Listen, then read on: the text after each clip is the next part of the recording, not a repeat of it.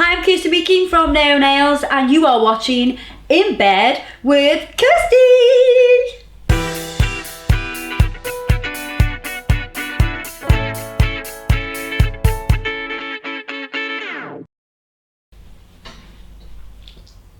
Okay.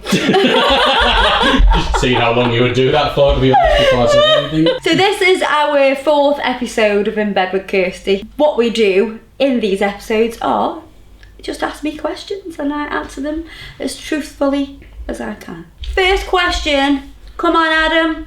Who is it? This is from Emma H. Emma H. Emma H.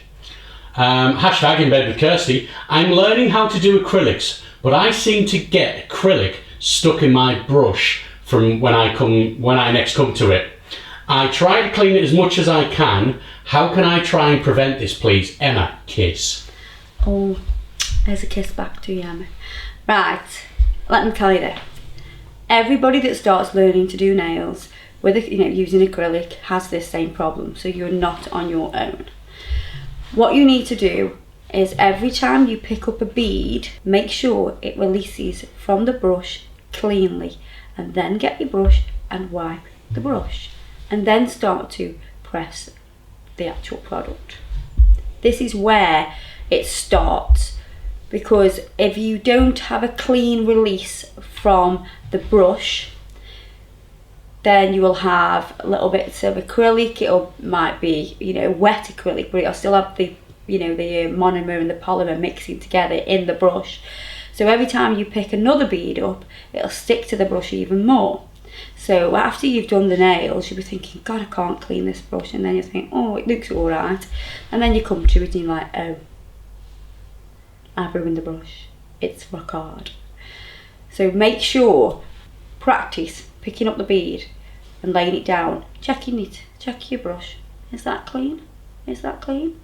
If it's not, again, until you get a clean transfer from brush to bead.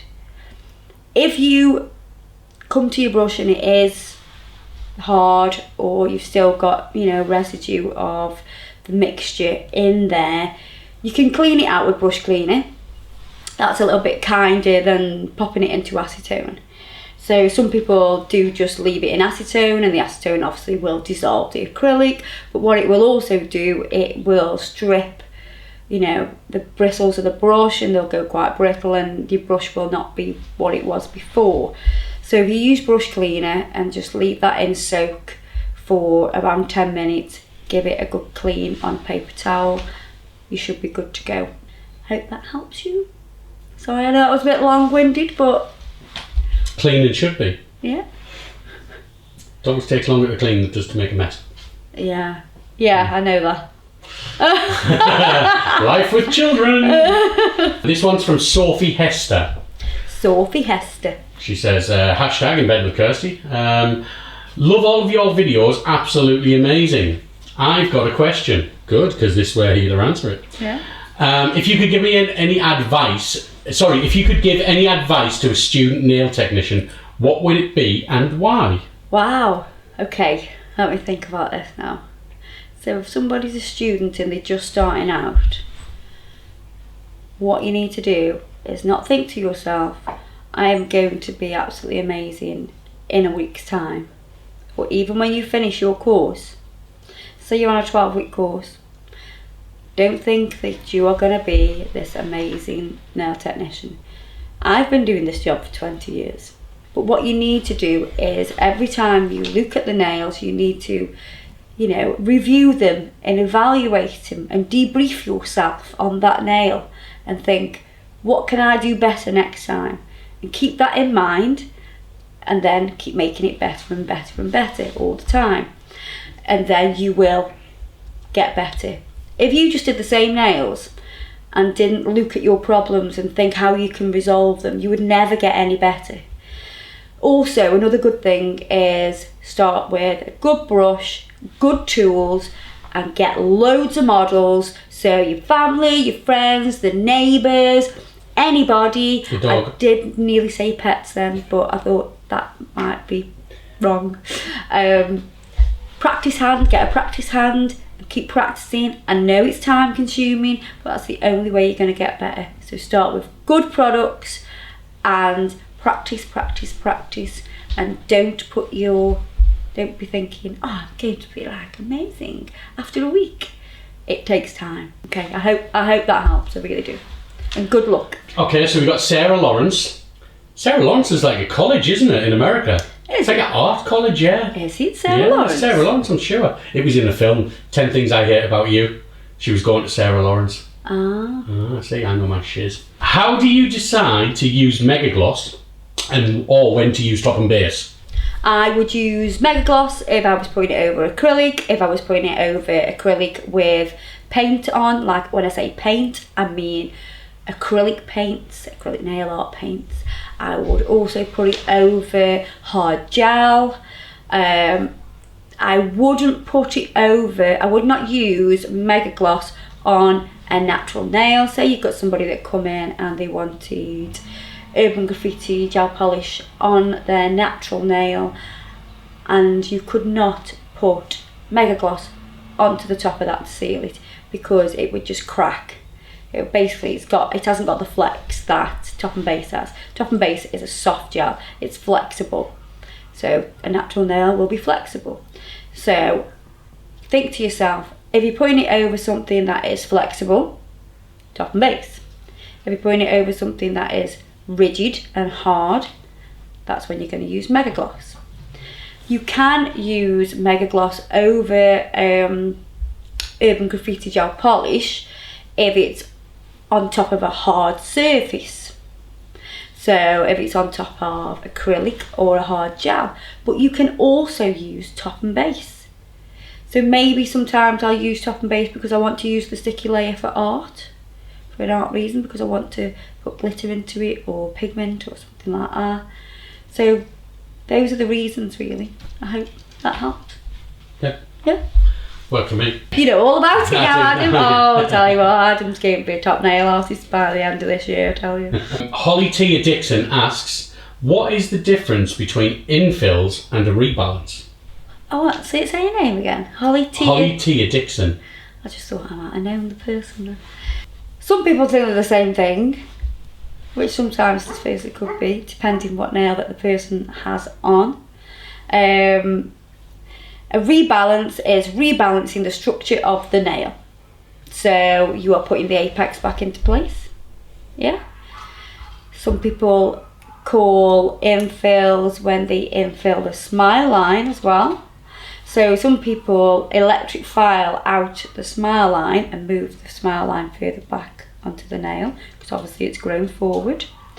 So they will drill that out and then they will fill in that smile line. But a rebalance and an infill, to me, are very similar things. It just depends what that person has on their nails. So obviously you will always, infill the back part of the nail where it's grown, but you will also rebalance the structure with that because you'll put the apex, strengthen that apex in the back third again, because it won't be in the back third anymore, it'll have grown down towards the centre. So you need to reinforce that nail again and make sure the structure's all right. This is how I do them. This is me and this is my opinion and how I do them. I infill where the cuticle is, and then I will either add nail art to the design that they already have encapsulated into the nail, or I will use gel polish, that's why gel polish is so amazing, because you can completely change a set of nails with it. So I would then put gel polish over it and do a whole new design so the nails look like a complete new set. So like if you look at my nails underneath, they have other things going on. So this one's one of the gel French ones, but over the top they've got the hollow chrome on. So gel polish is amazing and pigments for changing a whole set of nails. I hope that's explained it. You did explain it, yeah. And beyond. And beyond. Right, okay, this is the last question for this episode. Mm-hmm. So we've got China Johnson, and she says, Kirsty, how do you do your nails so much and have healthy nails? I use glue on fakes and the glue destroys my nails. I love having nails on, but my nails are so weak. China, if you're using glue on a nail and you're saying how the glue is doing something to your nails, are you sticking just a full cover nail onto your nail with glue, or do you mean you're sticking a tip on with glue and that glue is damaging your nails? Because either way, the glue ain't going to do nothing to your nails. The only way you can damage nails is by when you're having, artificial nails on, is by over-filing the nail. So when I remove the surface shine, I'm not over-filing the nail, I'm not obliterating that nail. I'm just taking the shine off, that's all I'm doing. So if you over-file the nail, you'll reduce the thickness of the nail, so it will look damaged, and it will be damaged. And the other way is if you pull those nails off. So if you have a full stuck-on nail, just a tip stuck on, and then you've done designs on them, if you remove them by pulling them off, you will tear layers of your nail bed off. No, not nail bed, sorry, nail plate off.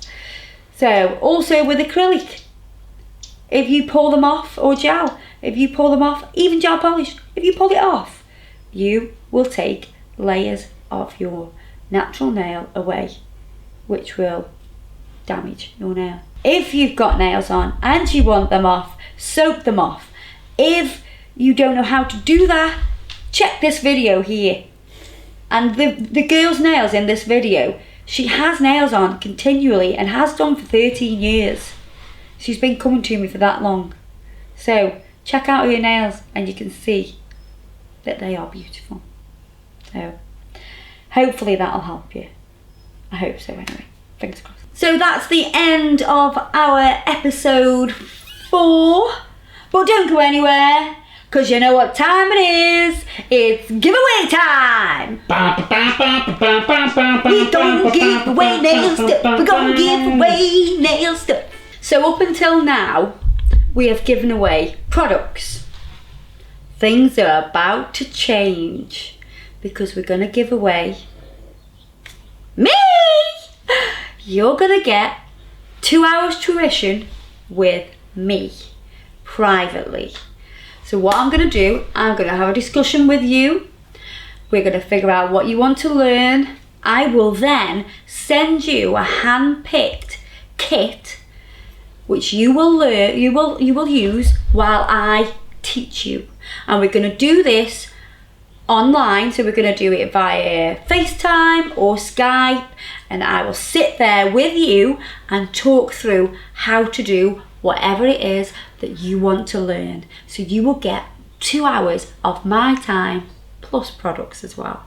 How amazing is that? Can I enter this competition? No. Do you know what? Money can't buy this. Money can't buy this prize. So you've just got to share, and like, and you'll be in with a chance of winning me for 2 hours. So get liking and sharing. What I want you to do is hashtag. What I need you to do is hashtag in bed with Kirsty. Like and share on Facebook, Instagram, everywhere, all over the world.